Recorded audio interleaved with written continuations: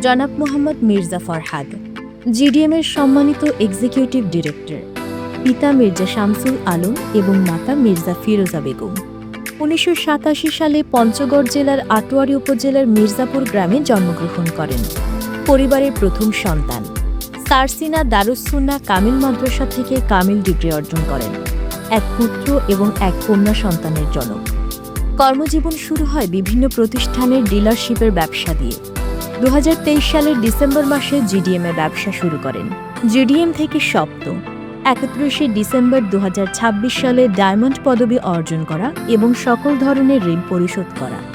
সামাজিক স্বপ্ন এবং ভবিষ্যৎ পরিকল্পনা, বাবা মাকে হজ করানো, প্রতিবেশী এবং আত্মীয় স্বজনদের সহযোগিতা করা, মসজিদ, মাদ্রাসা এবং এতিমখানা প্রতিষ্ঠা করা, সমাজের অসহায় এবং দরিদ্র মানুষদের সহযোগিতা করা।